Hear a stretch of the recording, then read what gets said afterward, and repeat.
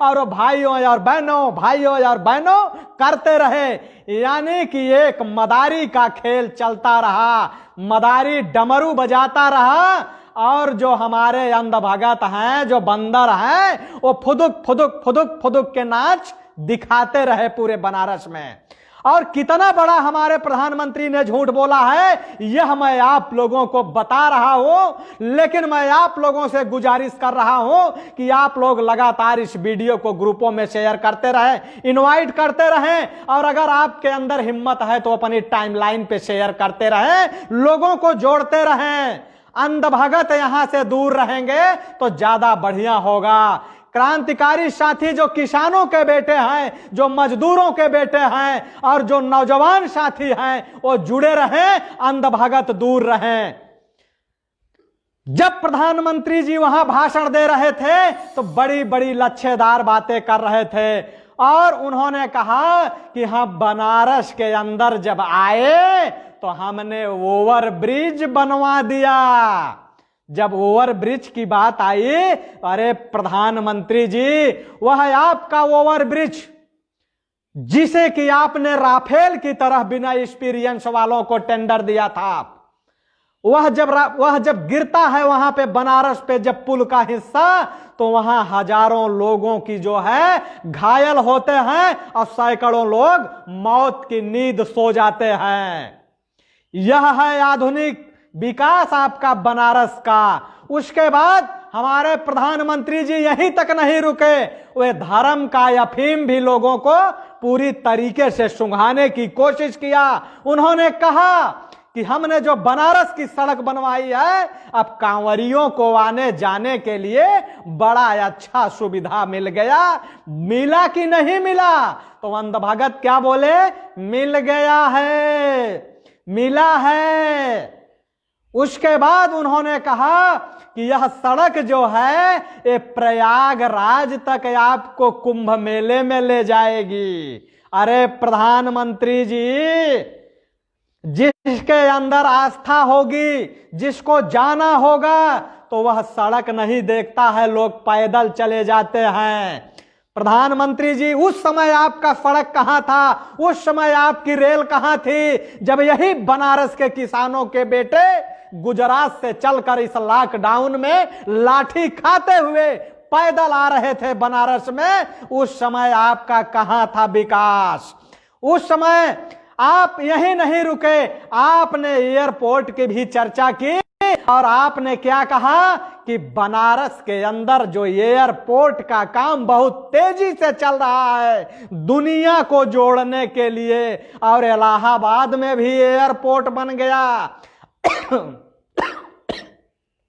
अरे प्रधानमंत्री जी, एयरपोर्ट की बात कर रहे थे तो कम से कम अमावसी एयरपोर्ट की बात कर दिए होते लखनऊ में, जिसको आपने बेच दिया अडानी के हाथों। उसको आपकी सरकार ने नहीं बनवाया था, वो किसी के बाप की बपौती नहीं थी, वो किसी की जो है ननिहाल से आया हुआ एयरपोर्ट नहीं था, जो भारत के 5 एयरपोर्ट को आपकी सरकार ने बेचने का काम किया है। कम से कम उसको भी आप बता देते कि हमने बनारस का एयरपोर्ट बनवाया, प्रयागराज का एयरपोर्ट बनवाया, लेकिन इंटरनेशनल एयरपोर्ट को हमने गिरवी रख दिया।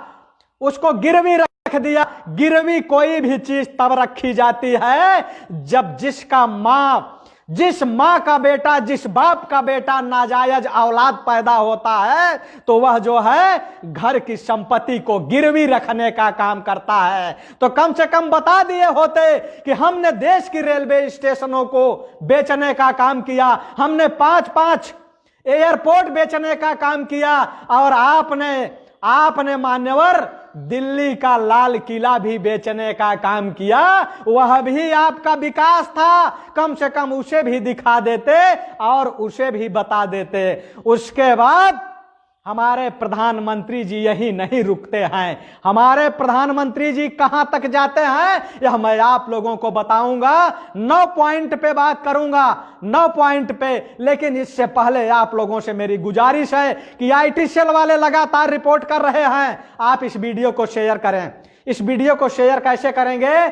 आप इस वीडियो को क्लिक करें, चलते हुए वीडियो को क्लिक करें, उसके बाद आप देखेंगे बाएं साइड में शेयर का ऑप्शन आएगा, नीचे शेयर का ऑप्शन आएगा, उसको क्लिक करें और जैसे ही उसको क्लिक करेंगे आप दाहिने साइड में जाएंगे, 3 मुंडी दिखेगी। वह मुंडी किसकी होगी? अंध भक्त, गंध भक्त और गोबर भक्त।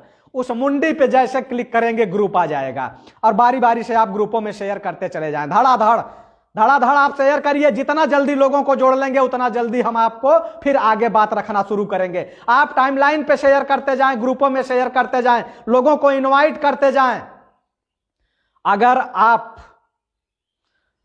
आप क्रांतिकारी किसान की औलाद हैं तो आप वीडियो को शेयर करते जाएं और अंध भगत हैं तो दूर रहें, अंध भगत दूर रहें, क्योंकि आज अंध भक्तों की बाट लगनी तय है। जो अंध भगत बैठ के ताली बजा रहे हैं उन अंध भक्तों की बाट लगनी तय है। आप लोग इस वीडियो को शेयर करते रहें, क्योंकि आज मैं 3 बार लाइव आने का प्रयास किया लेकिन 3 बार ये अंध भगत रिपोर्ट कर करके लाइव को कटवाते रहे।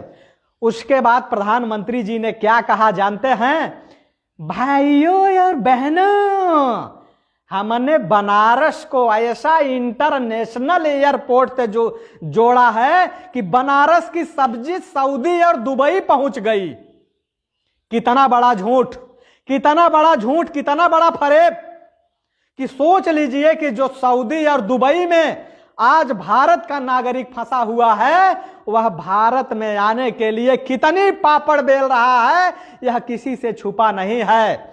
जो यात्री अपने जिला मुख्यालय में ट्रेन से चल के पैसेंजर पे चल के 20 रुपए में पहुंचता था वो ट्रेन भी बंद है, और जो मुंबई जाता था मुंबई भी नहीं जा पा रहा है, जो दिल्ली जाता था दिल्ली नहीं जा पा रहा है, और जो गुजरात जाता था गुजरात नहीं जा पा रहा है। 2 महीने के पहले उसको टिकट नहीं मिल रहा है। और यहाँ जो किसान का लौआ है, किसान का करेला है, किसान का कद्दू है, हमारे प्रधानमंत्री जी कहां?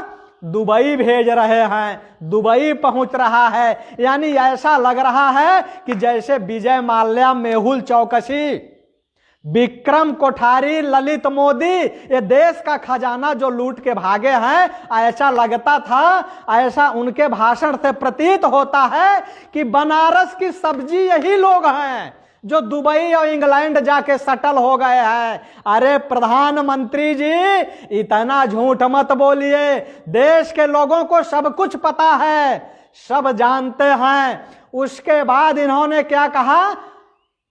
चंदौली का भी नाम लिया कि ये चंदौली के किसानों ने जो काला धान पैदा किया है वह ऑस्ट्रेलिया में 800 रुपए किलो बिक रहा है। अरे मैं पूछना चाहता हूं प्रधानमंत्री जी, मैं भी किसान का बेटा हूं। काला चावल, बैगन, करेला, लौकी पूरे लॉकडाउन में कोई 2 रुपए में पूछने वाला नहीं था, और आप बेवकूफ बना रहे हैं। उसके बाद प्रधानमंत्री ने क्या कहा? इन्होंने कहा कि धान 1800 रुपए क्विंटल बिक रहा है। मैं ये पूछना चाहता हूं प्रधानमंत्री जी, जितने साथी देख रहे हैं सभी साथियों से मैं गुजारिश कर रहा हूं कि आप लोग लगातार लोगों को जोड़ते जाइए, क्योंकि बनारस में 45 मिनट तक हमारे प्रधानमंत्री जी ने लगातार झूठ पे झूठ बोला है। उन्होंने कहा कि 1800 रुपए में धान बिक रहा है। मैं पूरे उत्तर प्रदेश के किसानों से पूछना चाहता हूं कि क्या किसी का धान 1800 रुपए क्विंटल बिका है क्या? मेरा खुद का धान नहीं बिका है। पिछली साल मैं 1400 रुपए में धान बेचा था, इस बार मजबूरी में 1100 रुपए में धान बेचना पड़ रहा है। 1100 रुपए में क्या किसी का धान 1800 रुपए में बिका है? यानी 33% नुकसान हुआ है पिछले साल से इस साल में। लेकिन हमारे प्रधानमंत्री जी क्या कह रहे हैं कि बनारस का किसान तो माला माल हो गया है।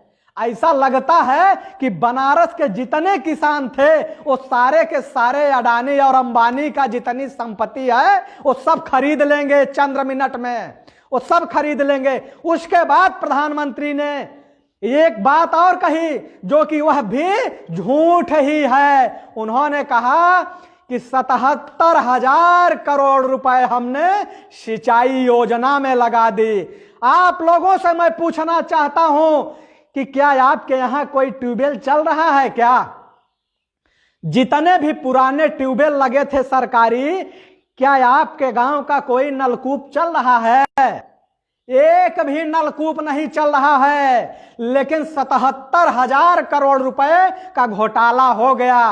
ये मैं नहीं कह रहा हूं, हमारे प्रधानमंत्री जी आज बनारस में बोल रहे थे, अपने भाषण में स्वयं कह रहे थे कि 77,000 करोड़ रुपए सिंचाई में हमने खर्च कर दिया। अरे प्रधानमंत्री जी, झूठ की भी हद होती है, इतना भी झूठ मत बोलिए। आप लगातार कह रहे हैं कि हमने विकास पर विकास, विकास पर विकास कर दिया। अगर आपको अपने बनारस के विकास पर इतना विश्वास था, इतना भरोसा था, तो एक फौजी का, एक सिपाही का आप पर्चा नहीं खारिज करवाते। अगर आपको अपने विकास की इतनी हैसियत थी, अपने विकास पर इतना विश्वास था, अपने विकास पर इतना कॉन्फिडेंस था, तो उस फौजी तेज बहादुर के सामने आपको चुनाव लड़ना चाहिए था, उसका पर्चा नहीं खारिज कराना चाहिए था। लेकिन आपको पता था कि हमारा झूठ, हमारा फरेब जनता के सामने खुल चुका है और एक फौजी आके हमको ललकार रहा है, और जो हमारा 56 इंच का सीना है उसको ये फुसका करके 24 इंच कर देगा। इसलिए आपने उसका पर्चा खारिज करवाया, इसलिए आपने पर्चा खारिज कराया। अगर हिम्मत थी आपको तो ये किसान के बेटे के सामने आप चुनाव लड़ते। अगर आपने वहां के किसानों को, अगर आपने डालमिया बनाया था, अडानी बनाया था, अंबानी बनाया था, तो आप चुनाव जीत जाते। वो फौजी चुनाव नहीं जीतता। लेकिन आपको पता था कि हमारा झूठ, हमारा फरेब एक फौजी आके यहां खोलेगा और हमको चुनाव यहां से हरा देगा।